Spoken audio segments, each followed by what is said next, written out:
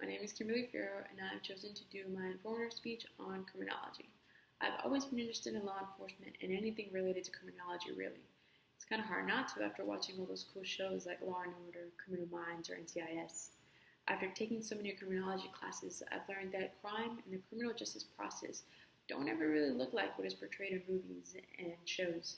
I've learned that things are more serious and that there are real repercussions to our actions that could last up to years and not even a lifetime. It's not always black and white, and there's always that gray area that the public doesn't see on a daily basis. I've given so much thought on what career path I want to take in this field. From doing analytical work, detective work, or forensic science, I know that police work is the root of this field. This is why I've decided to interview Clifton McQueen, a lieutenant military police officer. He holds a bachelor's degree in criminal justice with 25 years of experience in the field. My focus throughout the speech is to show the inside perspective of the job on the motivation that drives Officer McQueen, his daily interactions and issues, and his advice to future police officers. When asked about his motivation to become a police officer, Officer McQueen tells us that it's his love for guns, driving fast, and of course serving his community that led him to his career. He feels proud to put on the uniform every day, especially with the support of his family and friends, who add to his motivation to get up every morning and serve his country. This career path can take a toll on loved ones, of course.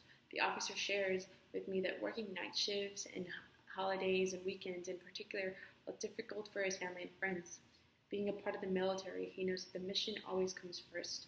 Luckily for him, he's serving the same community that he grew up in. This has allowed him to make and maintain old and new friends. It's clear to see that the officer McQueen gets to do everything he loves in this job. It's no wonder he plans to continue for another 15 until he makes retirement.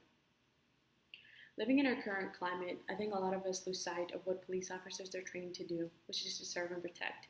Officer McQueen carries his training with him everywhere he goes. He remembers how excited he was to have finally earned the title to become a police officer years ago, and he has not lost sight of that ever since then. Being in the field this long has taught him many things, and he has seen and faced lots of issues. But he shares that the biggest issue that he encounters now is implementing and training new officers. Passing down knowledge and experience can be challenging when times are always changing and the job requires for one to be always ready and on the line. Officer McQueen tells us that he deals with the issues by adjusting his schedule so that he can train not only the day officers but also the night officers. This is a sacrifice for him because as he gets older, it's easier for him to work the night shifts, the day shifts rather than the night shifts whenever he was younger, which he preferred.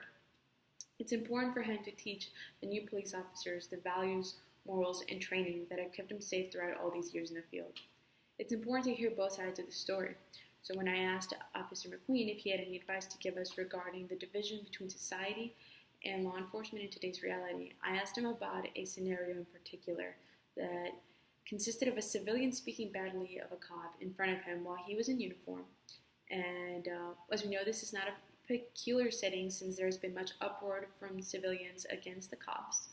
He explains to us that his best reaction to that would be to ask why they feel like that and perhaps try to explain, what is happening to the other side of the tale, his side of the story.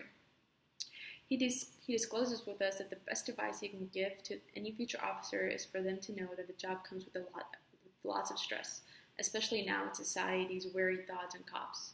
The division between Blue Lives Matter and Black Lives Matter has created tensions, making it harder to do his job. Officer McQueen wants us to remind his community and his country through his work that he is only there to protect and serve. The job is high risk with low reward. He feels often that the job goes unrecognized, and he even jokingly tells us that he wishes someone would have told him that this is not a career to become rich off. Being a police officer is physically, mentally draining. But nonetheless, he is ready to put himself on the line, and he is proud to serve his community. Officer McQueen has a lot of knowledge to share with new police officers and the world. He has definitely helped me decide on whether criminology is the route I want to take. Examining the responses and motivation, his daily interactions and issues, and his advice to incoming police officers has been beneficial to my understanding and expectations of becoming a police officer. I've learned that the job requires a lot of motivation and support from not only yourself, but from family and friends. It's also important to love what you do, saying that the possibility of missing holidays and important events due to the calling of the mission is likely. An officer's daily interactions and issues are never the same in this high-speed changing job. It is crucial to be adaptable to any problems that may surface, whether that be dealing with backlash from your own community that you serve or trouble coming from training new police officer. Officer McQueen leaves us with his advice to be prepared for a stressful yet rewarding job.